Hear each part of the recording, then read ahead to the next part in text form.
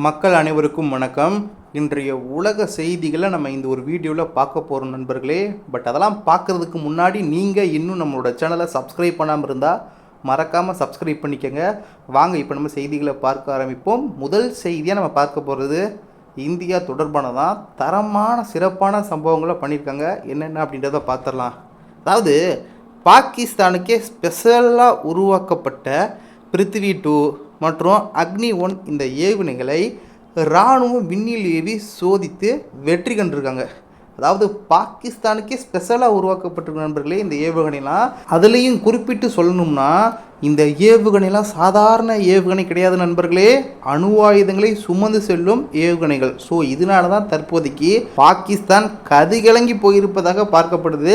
இப்போ நம்ம என்ன பண்ண போகிறோம்னா பாகிஸ்தானவே கதிகலங்க விட்ட இந்த அக்னி 1 பிருத்திவி 2 ஏவுகணைகளோட பின்னணியை பற்றி, அதாவது பின்புலங்கள் பற்றிய முக்கிய தகவலை நம்ம பார்க்காம இருந்துட முடியுமா? நேவர். நிச்சயமாக நான் உங்ககிட்ட சொல்லியே ஆகணும், நீங்கள் அதை கேட்டே ஆகணும். தற்போதைக்கு இதை பற்றி தான் இந்த ஒரு வீடியோவில் நம்ம ஃபஸ்ட்டு ஆரம்பத்திலே பேச போகிறோம். என்னென்னா, பஹல்காமில் கடந்த ஏப்ரல் மாதத்தப்போ பாகிஸ்தான் பயங்கரவாதிகள் துப்பாக்கிச்சூடு நடத்தி 26 பேர் கொன்னது நம்ம எல்லாருக்குமே தெரிஞ்ச ஒரு விஷயம்.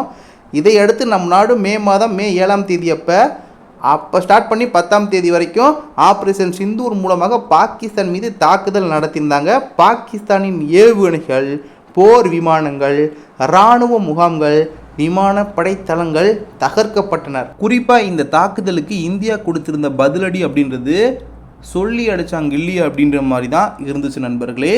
அதுலேயும் இந்த பஹல்காம் தாக்குதலுக்கு அப்புறம் எங்களுக்கும் இதுக்கும் சம்மந்தமே இல்லை அப்படின்ற மாதிரி பாகிஸ்தான் நடிப்பை போட்டுக்கிற நேரத்தில் இந்தியா இப்போ இந்த மாதிரி தரமான சம்பவத்தை இந்த தேதியில் அரங்கேற்ற போகிறோம் அப்படின்ற மாதிரி சொல்லியிருந்தாங்க. அதுலேயும் மெயினாக இதுக்கு மேலே தான் நீ தரமான சிறப்பான சம்பவங்கள்லாம் பார்க்க போகிற அப்படின்ற மாதிரிலாம் சொல்லப்பட்டிருந்துச்சு. ஸோ அதுக்கேற்ற மாதிரி பல்வேறு விதமான தாக்குதல்களை, நடவடிக்கைகளை, அதிரடியான பதிலடிகளை இந்தியா கொடுத்துருந்தாங்க. அதுக்கப்புறமா பாகிஸ்தானை பார்த்து இந்தியா இந்த ஆட்டம் போதுமா குழந்தை அப்படின்னு கேட்குற அளவுக்கு செய்கையை செஞ்சுட்டாங்க. ஸோ அதுக்கப்புறமாக வாண்டடாக பாகிஸ்தான் போதும்ப்பா ஆளை விட்டுருங்கப்பா அப்படின்ற மாதிரி வழிக்கு வந்ததை எல்லாத்தையும் நம்ம பார்த்துருப்போம். ஏன்னா நம்ம அடி ஒன்று இடி அப்படின்ற மாதிரி அந்த மாதிரியான அடியை நம் நாடு அடித்த அடியில் கதி கலங்கி போயிடுச்சு. பாகிஸ்தான் நம்மிடமே சரணடைஞ்சிருச்சு. இதை அடுத்து தான் மோதல் முடிவுக்கு வந்துருச்சு. போரில் தோற்று போன பாகிஸ்தான் தனது இராணுவ பலத்தை அதிகரிக்க யார்கிட்ட போயிருக்கு? சீனா, அமெரிக்காவிடம் தொடர்ந்து ஆயுதம் கேட்டு கையேந்தி நிற்குது நண்பர்களே. அதுலேயும் இன்னொரு காமெடியான விஷயம் என்ன தெரியுமா நண்பர்களே? சீனாவுடைய பல்வேறு விதமான பாதுகாப்பு தளவாடங்களை தான் பாகிஸ்தான் பயன்படுத்தி வந்துக்கிட்டு இருக்கு. இந்த பாகிஸ்தான் நம்ம சைட்லேருந்து கொடுக்கப்பட்ட பதிலடிக்கு சீனாவுடைய இந்த சொப்பு சாமான்களை வச்சு எப்படியாவது தடுத்து நிறுத்திடலாம், சமாளிச்சிடலாம் அப்படின்னு நினச்சிச்சு. ஆனால் அதுக்கு சுத்தமாக முடியல. ஏன்னா நீ நைட்டு ஃபுல்லாக உட்காந்து விடிய தான் உட்காந்து ஒட்டிக்கிட்டு இருந்தியா அப்படின்ற மாதிரி பாகிஸ்தானே மைண்ட் வைஸில் யோசிக்கக்கூடிய வகையில் சீனா பண்ணி விட்டுருச்சு. ஏன்னா அந்த மாதிரி தான் சீனாவுடைய தயாரிப்புலாம் நம்ம சைட்லேருந்து கொடுக்கப்பட்ட பதிலடிக்கு இருந்துச்சு. ஸோ அதுக்கப்புறமா பாகிஸ்தானே முடிவு பண்ணிருச்சு, எப்பப்பா இதுக்கு மேலே சீனா பக்கம் போனோமா, சீனாட்டிருந்து நம்ம பாதுகாப்பு தளவாடங்களையோ போர் விமானங்களையோ வாங்கிட்டா நம்மளோட தலைக்கு மேலே நம்மளே கத்தியை தொங்க விட்டதுக்கு சமமாக போயிடும். ஸோ அதனால் சீனா பக்கம் தலை வச்சே பார்க்காம இருக்கிறது தான் நமக்கு நல்லது அப்படின்ற மாதிரி இப்போ சீனாவை ஓரம் கட்டிட்டு அமெரிக்கா பக்கம் சாய்ந்து வருவதாக காணப்படுகிறது நண்பர்களே. மறுபுறம் நம்முடைய நாடு நம்ம பார்த்தோம்னா முப்படைகளின் வலிமையை அதிகரிக்கும் பணியில் தீவிரம் காட்டி வந்துகிட்டு இருக்காங்க. அதையும் குறிப்பிட்டு சொல்லணும்னா புதிய ஆயுதங்களை தயாரிக்கிறது, ஏற்கனவே இருக்கக்கூடிய ஆயுதங்களை காலத்துக்கு ஏற்ற மாதிரி மேம்படுத்துவது மெயினான விஷயம் நண்பர்களே. நம்மக்கிட்ட ஆயுதம் இருக்குது என்று நம்ம அலட்சியமாக இருந்து விடக்கூடாது என்பது தான் சிறந்த ஒரு முக்கியமான விஷயத்தில் நம்ம கவனிக்க வேண்டிய ஒன்று. அதை நம்ம தொடர்ச்சியாக வலிமைப்படுத்திக்கிட்டே வரணும், அப்டேட் பண்ணிக்கிட்டே இருக்கணும். அப்படின்னா தான் நம்மளோட பாதுகாப்பு திறன் என்பது ஆண்டாண்டு காலத்திற்கு நிலைத்து நிற்கும், வலிமை பெற்றுக்கொண்டே இருக்கும். ஸோ அந்த ஒரு வேலைப்பாடில் இந்தியா இறங்கியிருக்காங்க. மேம்படுத்துவது என்று பாதுகாப்புத்துறை அதிரடி காட்டி வந்துக்கிட்டுருங்க, செம்மையாக சிறப்பாக செயல்பட்டு வந்துக்கிட்டு இருக்காங்க. உதாரணத்துக்கு கடந்த 16ஆம் தேதி அப்போ கூட ஆகாஷ் பிரைம் மிசைல் சிஸ்டத்தை நம் நாடு லடாக்கில் சோதனை செஞ்சு பார்த்துருக்காங்க. லடாக்கில் 15,000 அடி உயரத்தில் வைத்து சோதனை செய்து வெற்றி கண்டது நமது நாடு. இது சீனா பாகிஸ்தானை எதிர்கொள்ளும் வகையில் காஷ்மீர், லடாக் மற்றும் வடகிழக்கு மலை தொடர்களில் பயன்படுத்துவதற்கென்றே பிரத்யேகமாக வடிவமைக்கப்பட்டிருக்குங்க. அதுலேயும் எதிரிகளின் போர் விமானங்கள், ஏவுகணைகளை வானிலேயே இடைமறித்து துல்லியமாக தாக்கும் சக்தி வாய்ந்ததாக இந்த ஆகாஷ் பிரைம் பார்க்கப்படுது. அதாவது நடுவானிலேயே சத்தமே இல்லாமல் சைலண்ட்டாக சொல்லி முடிக்கக்கூடிய வகையிலான ஒரு வேலைப்பாடை நம்முடைய ஆகாஷ் பிரைம் வந்து பண்ணிடும். இதை அடுத்து தான் 2 ஏவுகணையில் நம்மளோட பாதுகாப்புத்துறை சோதனை செஞ்சுருக்காங்க. அதாவது ஒடிசாவின் சந்திப்பூர் கடற்கரையில் கடந்த 17ஆம் தேதி அப்போ இந்த சோதனை நடந்திருக்கு. ஒரே நேரத்தில் அக்னி 1, பிருத்திவி 2 ஏவுகணைகளை ஏவி இந்தியா வெற்றிகரமாக சோதனையை நடத்தி முடிச்சிருக்காங்க. இந்த இரு ஏவுகணைகளும் இலக்கை துல்லியமாக தாக்கி சோதனையை வெற்றி பெற வைத்துள்ளது என்பது நம்ம கவனிக்கக்கூடிய ஒன்றாக மாறி இருக்கு. இதில் நம்ம இந்த பிருத்திவி 2 ஏவுகணையை நம்ம எடுத்துக்கிட்டோம்னா 350 கிலோ வெடிபொருட்களை சுமந்து 350 கிலோமீட்டர் தூரம் வரை சென்று இலக்கை துல்லியமாக தாக்கி தகர்த்தளிக்கும். அதே நேரத்தில் அக்னி 1 ஏவுகணையும் சாதாரணமாக நம்ம எடை போட்ட முடியாது. 100 கிலோ வெடிபொருட்களை சுமந்து சென்று 700 முதல் 900 கிலோமீட்டர் வரை சென்று எதிரிகளின் இலக்கை அடித்து தும்சம் செய்துவிடும் நண்பர்களே. இந்த 2 ஏவுகணைகளும் வெடிமருந்துக்கள் மட்டுமின்றி அணு ஆயுதங்களையும் சுமந்து சென்று தாக்கும் திறன் கொண்டது அப்படின்ற காரணத்தினால தான் இப்போ நம்மளோட எதிரிகளுக்கு ஒரு கலக்கத்தை, அதாவது கதிகலங்க வச்சிருக்கு அப்படின்ற மாதிரி வந்து இந்த ஏவுகணைகளுடைய வெற்றிகரமான சோதனை பார்க்கப்படுது. இவை ஏற்கனவே நம் நாட்டின் பாதுகாப்பு பிரிவில் சேர்க்கப்பட்டிருக்கு. அதுலேயும் பாகிஸ்தானுக்கு மட்டுமே தம்பி உனக்குன்னு தான் பிரத்யேகமாக தயாரிக்கப்பட்டிருக்கு அப்படின்ற மாதிரி பாகிஸ்தானுக்கே நேர்ந்து விட்ட மாதிரி இந்த ஏவுகணைகள் தயாரிக்கப்பட்டதாக பார்க்கப்படுது. இதுவரைக்கும் தனித்தனியாக சோதனைகள் மேற்கொள்ளப்பட்ட நிலையில் தற்போதைக்கு முதல் முறையாக இரு ஏவுகணைகளையும் நம் நாடு சோதனை செஞ்சிருப்பது எல்லாரும் உற்று நோக்கி கவனிக்கக்கூடிய ஒன்றாக மாறி இருக்கு. அதோடு சேர்த்து நம்ம பார்த்தோம்னா அக்னியின் பிற ஏவுகணைகளும் கூட இருக்குது. அதன்படி அக்னி 2, அக்னி 3, அக்னி 5 இவையெல்லாம் சீனாவுக்குனே பிரத்யேகமாக தயாரிக்கப்பட்ட மாதிரி, சீனாவுக்குனே நேர்ந்து விட்ட மாதிரி இவையெல்லாம் சீனாவை எதிர்கொள்வதற்காக தயாரிக்கப்பட்டவை நண்பர்களே. இதில் அக்னி 2 ஏவுகணை 2000 கிலோமீட்டர் வரை சென்று இலக்கை தாக்கும். அக்னி 3 பார்த்தோம்னா 3000 கிலோமீட்டர் வரை சென்று தாக்கும். அக்னி 5 எடுத்துக்கிட்டோம்னா 5000 கிலோமீட்டர் வரை சென்று தாக்கும் நண்பர்களே. இதனை பல முறை இந்தியா சோதனை செய்திருக்கிறது. இருப்பினும் ஒரே நேரத்தில் 2 அணுசக்தி ஏவுகணைகளை சோதனை செய்திருப்பது என்பது பரபரப்பை ஏற்படுத்தியிருக்கு. அதுலேயும் நம்மளோட எதிரிகளுக்கு நேரம் வயிற்றில் புளியை கரைச்சிருக்கும் அப்படின்னே நம்ம வந்து உறுதியாக சொல்லலாம் நண்பர்களே. அடுத்த செய்தியாக இந்தியா சீனா தொடர்பானது தான். சீனாவுக்கு வேறு வேலையே இல்லை அப்படின்ற மாதிரி ஒரு வேலையை பார்த்துக்கிட்டு இருக்கு. என்ன அப்படின்றத பார்த்துடலாம். இந்திய எல்லைக்கு அருகே திபெத்தில் ஓடும் பிரம்மபுத்திரா நதியில் ரூபாய் 14.46 லட்சம் கோடியில் சீனா பெரிய அணையை கட்ட தொடங்கியிருக்கு. இதற்கான அடிக்கல் நாட்டு விழாவை சீன பிரதமர் லீ கியாங் அவங்க வந்து பங்கேற்ற நிலையில் இந்த அணையை கட்டினா நம்மளோட நாட்டுக்கு ஏற்படும் பாதிப்புகள் குறித்து தற்போதைக்கு அதிர்ச்சிகரமான தகவலாக வெளிவர ஆரம்பிச்சிருக்கு. என்ன அப்படின்றத நான் இப்போ சொல்கிறேன். என்னென்னா நம் நாட்டுக்கும் சீனாவுக்கும் இடையே எல்லை பிரச்சனை இருந்து வந்துக்கிட்டு இருக்குது. சமீப காலமாக தான் எல்லையில் அமைதியான சூழல் நிலவி வந்துக்கிட்டு இருக்கு. இரு நாடுகளுக்கு இடையான உறவும் மேம்பட்டு வந்துக்கிட்டு இருக்கே அப்படின்ற மாதிரி நம்ம பேசி வந்துக்கிட்டு இருக்கோம். ஒரு மேம்பட்டு உறவு வந்து ஓரளவுக்கு மறுபடியும் முன்னாடி இருந்த நிலைமை, அதாவது இந்தியாவுக்கும் சீனாவுக்கு இடையே எல்லை பகுதியில் கொரோனா காலகட்டத்தில் பிரச்சனை ஏற்பட்டதற்கு முன்பு என்ன மாதிரியான சூழல் இருந்துச்சோ அதே மாதிரியான சூழல் கொஞ்சம் கொஞ்சமாக மீண்டு வந்துருமோ அப்படின்ற மாதிரி நம்மளாம் ஒரு பக்கம் பேசிகிட்டு இருக்கிற நேரத்தில் மீண்டும் அதெல்லாம் முடியவே முடியாது. நான் மறுபடியும் முதலிருந்து பிரச்சனையை ஆரம்பிப்பேன், எல்லா கோட்டையும் முதலிருந்து நான் புதுசாக கோடு போகிறேன் அப்படின்ற மாதிரி சீனா தற்போதைக்கு பெரிய சதி திட்டத்தை கையில் எடுத்துள்ளது நண்பர்களே. அதுதான் எல்லையில் அணை கட்டும் திட்டம். அதாவது நமக்கு பிரச்சனை பண்ணாமல் இருந்தால் நமக்கு நோய் வந்துடும் போலையே அப்படின்ற மாதிரி சீனா சும்மாவே இருக்காது போல. பிரச்சனை பண்ணாமல் இருந்தால் நமக்கு நோய் வந்துண்டா, நம்ம பிரச்சனை பண்ணியே ஆகண்டா அப்படின்ற மாதிரி தான் சீனாவுடைய வேலையெல்லாம் பார்க்கும்போது தெரியுது. இந்த தென்கிழக்கு திபெத்தில் கைலாய மலையில் பிறக்கும் பிரம்மபுத்திரா நதி வெவ்வேறு பெயர்களால் அழைக்கப்படுது நண்பர்களே. இந்த நதி சீனாவில் பார்த்தோம்னா யார்லாங் சாங்கோ அப்படின்ற மாதிரியும், நம் நாட்டில் பிரம்மபுத்திரா அப்படின்ற மாதிரியும், வங்கதேசத்தில் ஜமுனா நதி எனவும் அழைக்கப்படுது. ஒரே மனுஷன்தான், ஆனால் ஒவ்வொரு ஊருக்கு போனால் பேரை மாற்றிக்கிற மாதிரி ஒவ்வொரு ஊரில் பேர் வச்சு அப்படி அழைக்கப்பட்டு வந்துக்கிட்டு இருக்குங்க. அதன்படி பார்த்துட்டோம்னா திபெத்தில் பிறந்து சீனா, இந்தியா, வங்கதேசத்தை வளமாக்கி இந்த நதி இறுதியாக வங்காள விரிகுடாவில் கலக்குது. உலகின் மிக நீண்ட நதிகளில் இதுவும் ஒன்றுங்க. மொத்தம் 2900 கிலோமீட்டர் வரை இந்த நதி ஓடுது. இந்த நிலையில் தான் சீனா தனது வேலையை காட்ட தொடங்கியிருக்கு. எப்படின்னு இப்போ நான் விலாவரியாக சொல்கிறேன். சீனா இருக்குல்ல, அது நம்மளோட நாட்டின் எல்லையில் அருணாச்சல பிரதேசத்தில் இருந்து சுமார் ஒரு 50 கிலோமீட்டர் தொலைவில் பிரம்மாண்ட அணையை வந்து கட்ட திட்டமிட்டுருக்குங்க. இதற்கான அடிக்கல் நாட்டும் பணியை கூட நேற்று நடத்தியிருக்கு சீனா. இந்த பூமி பூஜையில் சீனாவின் பிரதமர் லீ கியாங் அவங்க வந்து கலந்துருக்காங்க.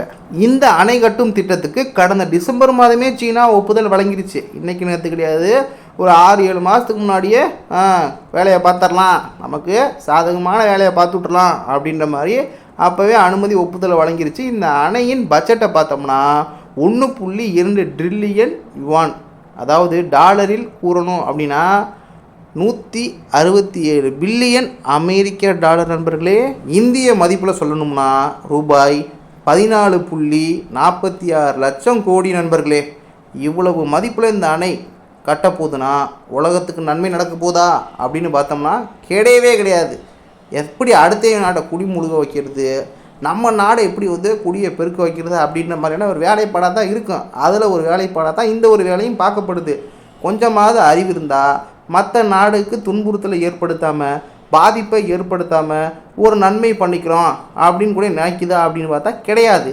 எவையை கேடுகட்டு போனால் என்ன, நமக்கு தேவையான ஒரு விஷயத்தை பண்ணி முடிச்சே ஆகணும், அவ்வளோதான் அப்படின்ற மாதிரி தான் இந்த ஒரு வேலையும் பார்க்கப்படுது. நான் சொல்கிறேன், உங்களோட மனசுக்கே நீங்களே யோசிச்சு பாருங்கள். சீனா பண்ணுற வேலையெல்லாம் சொல்லவே தேவையில்லை, சொல்ல உங்களுக்கே கடுப்பாய் நீங்களே கமெண்டில் திட்ட ஆரம்பிச்சிருவீங்க. பாருங்கள் சொல்கிறேன் என்னென்னு. அதாவது இவ்வளவு மதிப்பில் இந்த அணை, அதாவது இந்த நீர்மின் அணை கட்ட திட்டமிட்டிருக்க சீனா இங்கு மொத்தம் 5 நீர்மின் நிலையங்களை அமைக்கிருக்கு. இந்த அணை கட்டி முடிக்கிறப்ப பார்த்தோம்னா யாங்சே நதியில் உள்ள 3 கோர்ஜஸ் அணையை விட அதிக மின்சாரத்தை உற்பத்தி செய்ய இருக்கு. இந்த அணையின் காரணமாக நதியின் நீரோட்டம் தடுத்து நிறுத்தப்படும் நண்பர்களே. முக்கியமான ஒரு விஷயமே, இந்த மாதிரி கட்டக்கூடிய அணையினால் நீரை நிறுத்துவதற்கான ஒரு வேலைப்பாடு பார்த்துருது சீனா. இதுபோக இந்த விஷயத்தினால நம் நாட்டுக்கு பெரும் பாதிப்பை ஏற்படுத்து. அது எப்படின்னா, தண்ணீரை தேக்கி வைக்கக்கூடிய காரணத்தால் பிரம்மபுத்திராவில் இருந்து நமக்கு கிடைக்க வேண்டிய தண்ணி அப்படின்றது கிடைக்காது. மெயினான விஷயம் நண்பர்களே, தண்ணி அப்படின்றது நமக்கு கிடைக்காது. அதே வேளையில் கனமழை அப்படின்னு பேசிச்சுன்னா அப்போதைக்கு சீனா வாரி வழங்குறதுல கர்ணராட்டம் ஆயிடுவார். அதாவது ஊரில் மழை தண்ணி வெள்ளமையா, எல்லாமே நெல்லெல்லாம் மூழ்கி போச்சியா அப்படின்ற மாதிரி எல்லாத்தையும் கணக்கு பண்ணி கணக்கு இல்லாமல் கொடு அப்படின்ற மாதிரியே அள்ளி வழங்குவார். எதை, நதியில் இருக்க தண்ணியை அள்ளி வழங்குவார். அப்போ தான் வந்து திறந்து விடுவார், அவர் வாட்டுக்கு திறந்து விடுவார். நம்ம நாடுக்கு மட்டும் பிரச்சனை இல்லாமல் இருந்தால் சரி, மற்ற நாடு எப்படி போனால் என்ன அப்படின்ற மாதிரி அணையை திடீர்னு திறந்து விடுற வேலையெல்லாம் வந்து சீனா காட்டும். இதுதான் நம்மளோட நாட்டிற்கு உடனடியாக இந்த மாதிரி செயல்பட பண்ணும்போது வெள்ளத்தை ஏற்படுத்தக்கூடிய ஒரு அபாயமான ஒரு சூழல் அப்படின்றது உருவாகும் நண்பர்களே. இதனால் நம் நாடு இந்த அணையை கட்டும் திட்டத்துக்கு கடும் எதிர்ப்பு தெரிவித்து வந்துக்கிட்டு இருக்காங்க. கடந்த ஜனவரியிலேயே நம்மளோட வெளியுறவுத்துறை அமைச்சகம் சார்பில் தெளிவாக சொல்லப்பட்டிருக்கு, ஏங்க இந்த மாதிரி பிரம்மபுத்திரா நதியின் குறுக்கில் அணையை கட்டுறதுனால கடைநிலை பகுதிகள் பாதிக்கப்படும், அந்த பாதிப்பை தடுக்க நடவடிக்கை எடுக்க வேண்டும் அப்படின்ற மாதிரி வலியுறுத்தப்பட்டிருக்கு. இதற்கு சீனா தரப்பில் என்ன சொல்லப்பட்டிருக்குன்னா, எந்த பாதிப்பு ஏற்பட்டு விடாதுங்க. யாருக்கு, சீனாவுக்கா? மற்ற நாடு பாதிப்பு இல்லாமல் இருந்துருமா அப்படின்ற மாதிரி கேட்கக்கூடிய வகையில் இருக்கிற நண்பர்களே சொல்லியிருக்காங்க. எந்த பாதிப்பு ஏற்படாதுங்க அப்படின்ற மாதிரி வந்து சொல்லி முடிச்சிருக்கு. அதே போல் கொஞ்ச நாளைக்கு முன்னாடி கூட அருணாச்சல பிரதேச முதல்வர் பெமா காண்டு அவங்க கூட வந்து அச்சம் தெரிவிச்சிருக்காங்க. இது பற்றி அவர் என்ன சொல்லியிருக்காரு அப்படின்றத பார்த்தோம்னா, சீனாவை நம்ப முடியாதுங்க, அவர்கள் என்ன செய்வார்கள் என்று யாருக்குமே தெரியாது. இங்கிட்ட ஒரு பக்கம் தலையை ஆட்டினாலும் சீனாவுடைய வேலை எப்படின்னு நமக்கு தெரியும். ஸோ அதைத்தான் வந்து அவரும் வந்து சொல்லியிருக்காரு, சீனாவை நம்பவே முடியாது, அவர்கள் என்ன செய்வார்கள் என்று யாருமே சொல்லவே முடியாது, யாராலையும் கணிக்கவே முடியாது. சீனா கட்டும் அணையால் நமது பழங்குடியினர் மற்றும் நமது வாழ்வாதாரத்திற்கு பெரும் அச்சுறுத்தலை ஏற்படுத்தும். இந்த பிரச்சனை சாதாரணமானது கிடையாது, மிகவும் தீவிரமானது. அதுலேயும் குறிப்பா தண்ணீர் வெடிகுண்டாக கூட இந்த அணையை சீனா பயன்படுத்தலாம். இந்த அணை கட்டுமான பணியை சீனா தொடங்கி இருக்கலாம் அல்லது விரைவில் தொடங்கலாம். ஆனால் அவர்கள் இது தொடர்பான எந்த தகவலையும் பகிர மாட்டார்கள். இவர்கள் வந்து என்ன வந்து பண்ணக்கூடியது நல்ல விஷயமா, இது வந்து உலகமே எதிர்க்கக்கூடிய விஷயம் அப்படின்றது அவர்களுக்கே தெரியும்.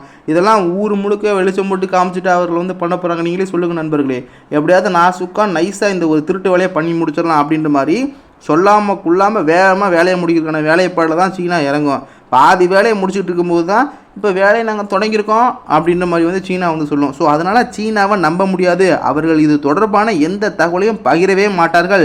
அணை கட்டும் பணி முடிந்தால் நமது ஷியாங் மற்றும் பிரம்மபுத்திரா நதிகள் வறண்டு போகும் அப்படின்ற மாதிரி அச்சம் தெரிவிச்சிருக்காரு.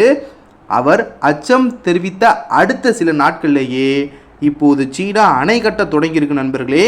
சட்டுப்புட்டுன்னு வேலையை முடிச்சு விட்டுறலாம், இதுக்கு மேலே காலதாமதம் பண்ணிக்கிட்டே இருந்தால் குடைச்சல் மேலே குடைச்சலாம் வந்துக்கிட்டு இருக்கும் போல் அப்படின்ற மாதிரி வேலையை தொடங்கிருச்சு.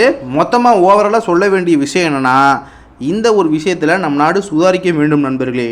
அதே வேளையில் சீனாவுடைய இந்த அணையின் காரணமாக நம்ம நாடு மட்டும்தான் பாதிக்கப்படுது அப்படின்றத பார்த்தோம்னா கிடையாது. வங்கதேசமும் பாதிக்கப்படுது.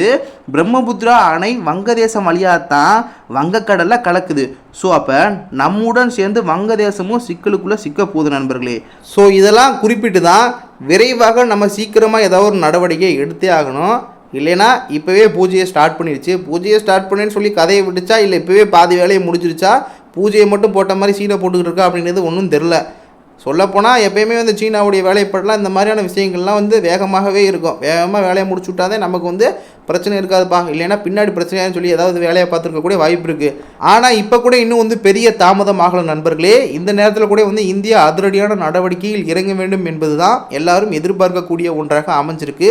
பார்ப்போம் இனி வரக்கூடிய நாட்களில் என்ன மாதிரியான நடவடிக்கை இது தொடர்பாக நம்ம நாடு சைட்லேருந்து எடுக்கப்படுது, வங்கதேசம் தரப்பிலும் எடுக்கப்படுது அப்படின்றத நம்ம வந்து பார்த்துடலாம். சீனாவுடைய செயல்பாடுகளும் எப்படி இருக்க போகுது, மற்ற நாடுகளுக்கு இதனால் பெரிய பாதிப்பு ஏற்படுமே அப்படின்றதையும், இதுக்கு மேலேயாவது யோசிக்குதா அப்படின்றதையும் பார்ப்போம் இனி வரக்கூடிய நாட்களில். அடுத்த செய்தியாக பாகிஸ்தான் தொடர்பானது தான். என்னென்னா, ஜம்மு காஷ்மீரின் பஹல்காமில் பாகிஸ்தான் ஆதரவு பயங்கரவாத அமைப்பான தி ரெசிஸ்டன்ட் ஃப்ரண்ட் தாக்குதல் நடத்தியது. இதை அடுத்து அமெரிக்கா இந்த ஒரு அமைப்பை பயங்கரவாத பட்டியலில் சேர்த்திருக்கு. இது தொடர்பான கேள்விக்கு பாகிஸ்தானை சீண்டும் வகையில் பதிலளித்துள்ளது கவனம் பெற்றிருக்கு. என்ன அப்படின்றத பார்த்தோம்னா, காலங்காலமாகவே வந்து பயங்கரவாதிகளுக்கு தீனி போட்டு வளர்த்து வந்துக்கிட்டு இருக்கதே பாகிஸ்தானுக்கு வாடிக்கையாக இருந்துகிட்டு இருக்கு நண்பர்களே. அதாவது சின்ன வயசுலாம் சொல்லுவாங்க, அதாவது இந்த நல்ல பாம்புலாம் ஒன்றுமே பண்ணாதுப்பா, அது நல்ல பாம்புப்பா, அதனால தான் நல்ல பாம்புன்னு பேர் இருக்குது அப்படின்னு சொல்லுவாங்க. அது மாதிரி நல்ல பாம்புக்கு பால் ஊற்றி வளர்க்குற மாதிரி பயங்கரவாதிகளுக்கு தீனி போட்டு வளர்க்குறதே பாகிஸ்தான் வேலையாக இருந்துக்கிட்டு இருக்கு. உலகம் முழுவதும் பயங்கரவாதிகளை சப்ளை செய்யக்கூடிய வகையில், அதாவது பல உலக நாடுகள் ஆயுதங்கள் ஏற்றுமதி பண்ணி பார்த்துருப்போம், மற்றொரு புறம் போர் விமானங்களை ஏற்றுமதி பண்ணி பார்த்துருப்போம். ஆனால் பாகிஸ்தான் மட்டும் வித்தியாசமாக உலகம் முழுவதும் பயங்கரவாதிகளை சப்ளை செஞ்சு வந்துக்கிட்டு இருக்கு. அப்படி பாகிஸ்தான் நம் நாட்டிலும் பயங்கரவாத தாக்குதல்களை திட்டமிட்டு நடத்தியது நண்பர்களே. கடந்த ஏப்ரல் 22 இந்த பஹல்காமில் தாக்குதல் நடத்தப்பட்டது நம்ம எல்லாருக்குமே தெரிஞ்ச ஒன்று தான். இந்த ஒரு தாக்குதலுக்கு இந்தியா தரமான பதிலடி கொடுத்துட்டாங்க. ஸோ இப்போ என்ன ஒரு விஷயம் அப்படின்றத பார்த்தோம்னா, லஷ்கர்-இ-தொய்பாவின் துணை அமைப்பான தி ரெசிஸ்டன்ட் ஃப்ரண்ட் RPF பொறுப்பேற்றது நண்பர்களே. இந்த அமைப்பை அமெரிக்கா தனது பயங்கரவாத பட்டியலில் சேர்த்திருக்கு. இதற்கான அறிவிப்பை கடந்த 18 வெளியானது. இந்த அறிவிப்பை அமெரிக்க வெளியுறவுத்துறை வெளியிட்டிருக்கு. தி ரெசிஸ்டன்ட் ஃப்ரண்ட் என்ற அமைப்பு வெளிநாட்டு பயங்கரவாத அமைப்பாக அறிவிக்கப்பட்டுள்ளது. இது பாகிஸ்தானுக்கு பின்னடைவாக பார்க்கப்படுகிறது. மேலும் அமெரிக்காவின் இந்த செயலை நம் நாடு வரவேற்றது நண்பர்களே.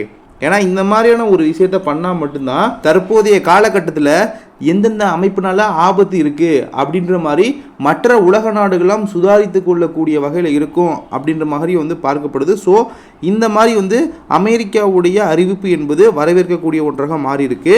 அதன்படி மத்திய வெளியுறவுத்துறை அமைச்சர் ஜெய்சங்கர் அவர்கள் தான் அமெரிக்காவை வந்து பாராட்டியிருக்காங்க. இந்த நிலையில் தான் தி ரெசிஸ்டன்ட் ஃப்ரண்ட் அமைப்பை பயங்கரவாத பட்டியலில் அமெரிக்கா சேர்த்ததை பற்றி சீனாவின் வெளியுறவுத்துறை அமைச்சகத்தின் செய்தி தொடர்பாளர் லின் ஜியானிடம் கேள்வி எழுப்பப்பட்டிருக்கு. அதற்கு அவர் என்ன சொல்லியிருக்காரு அப்படின்றத பார்த்தோம்னா, சீனா அனைத்து வகையான பயங்கரவாதத்தையும் உறுதியாக எதிர்க்கிறது. ஏப்ரல் 22 பயங்கரவாத தாக்குதலை கடுமையாக கண்டிக்கிறோம். அதாவது இந்த பஹல்காம் தாக்குதலை கடுமையாக கண்டிக்கிறோம். பிராந்திய நாடுகள் பயங்கரவாத எதிர்ப்புக்கான ஒத்துழைப்பு மற்றும் பிராந்திய பாதுகாப்புக்காக சேர்ந்து செயல்பட வேண்டும் அப்படின்ற மாதிரி வந்து கூறியிருக்காரு. இதன் மூலம் பாகிஸ்தான் பெயரை கூறாமல் அவர் பயங்கரவாதத்திற்கு எதிர்ப்பு தெரிவிச்சிருக்காரு. இது என்ன விதத்தில் வந்து ஒரு புரியலை. அதாவது பாகிஸ்தான் தான் வளர்த்துக்கிட்டு இருக்கு. டைரெக்டாக பாகிஸ்தான் சொல்லிட்டு போயிடலாம், என்னப்பா இப்படி பண்ணிக்கிட்டு இருக்கீங்க, இதெல்லாம் வந்து சரி வராது, நம்ம ஒரே தான் அக்கம் பக்கத்தில் இருந்துக்கிட்டு இருக்கோம், தாயா பிள்ளையா பழகிட்டு இருக்கோம், நம்ம இந்த மாதிரி வந்து பயங்கரவாதத்தை ஊக்குவிச்சா நல்லா இருக்குமா அப்படின்ற மாதிரி நேரடியாக பாகிஸ்தானை பார்த்து கேட்குறத விட்டுப்புட்டு சொல்கிறத விட்டுப்புட்டு இங்கிட்ட ஒரு புறம் பயங்கரவாதிகள் ஏதோ தனியாக ஒரு நாடு வச்சு இயக்கிக்கிட்டு இருக்க மாதிரி அவர்களுக்கு இவர்கள் வந்து சொல்கிற மாதிரி சொல்லிகிட்டு இருக்காங்க. இதெல்லாம் வந்து கேட்குறதுக்கே வந்து காமெடியாக இருக்குது. இதை வந்து சொல்கிறதுக்கு சொல்லாமே இருக்கலாம் அப்படின்ற மாதிரி தான் வந்து இருந்துக்கிட்டு இருக்கு நண்பர்களே. யாருக்கிட்ட சொல்லிக்கிட்டு இருக்காங்கன்னே தெரியல.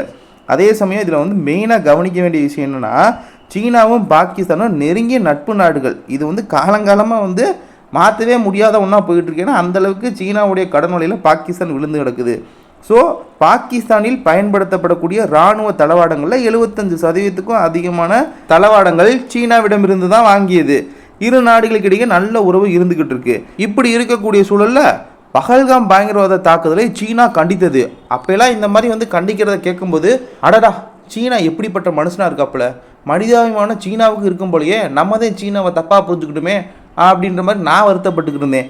ஆனால் இங்கிட்ட ஒரு பக்கம் என்ன ஆச்சுன்னா, பாகிஸ்தானின் பயங்கரவாத முகாம்களை நம்ம குறிவைத்து தாக்கி தகர்த்தளிச்சப்ப சீனா அந்த நாட்டுக்கு உதவியதுங்க. அது மட்டும் இல்லாமல் நம் நாட்டின் ஏவுகணை பாதைகளாக கண்டறிஞ்சு முன்கூட்டியே பாகிஸ்தானுக்கு தகவலை அளித்தது. இதெல்லாம் பாருங்களேன் எப்படி இருக்குன்னு வேலையில். இங்கிட்ட ஒருவன் பஹல்காம் தாக்குதலுக்கு அப்படியே கண்டனம் தெரிவிக்கிற மாதிரி தெரிவிச்சுட்டு நல்ல விளையாட்டு நடிச்சுட்டு அங்கிட்டு நாசுக்காக சைலண்ட்டாக என்ன மாதிரியான வேலையெல்லாம் வந்து சீனா பார்த்துருக்கு அப்படின்றத பார்க்கும்போது தான் எங்கே போய் சீனா திருந்த போகுது, அது கனவுல கூட நடக்காது அப்படின்றது மறுபடியும் அப்போ தான் தோணுச்சு நண்பர்களே. பாருங்கள் எப்படிலாம் சீனாவுடைய செயல்பாடுகள், சீனாவுடைய கருத்துக்கள், சீனாவுடைய பயங்கரவாதத்திற்கான எதிர்ப்புகள்லாம் எப்படி இருக்குன்னு நீங்களே பார்த்து புரிஞ்சுக்குங்க. சரி, அவ்வளோதான் நண்பர்களே, இன்றைய செய்தி நிறைவடைந்தது. இந்த செய்திகளை பற்றிய உங்களுடைய கருத்து வரவேற்கப்படுகின்றது. இது போன்ற செய்திகள்லாம் நீங்கள் தினமும் பார்க்கணுன்னு நினச்சா மறக்காமல் நம்மளுடைய சேனலை சப்ஸ்கிரைப் பண்ணுங்கள் நண்பர்களே. நாளைக்கு இன்னொரு புது வீடியோவில் நான் உங்ககிட்ட வந்து பேசுகிறேன். நன்றி நண்பர்களே. ஜெய்ஹிந்த்.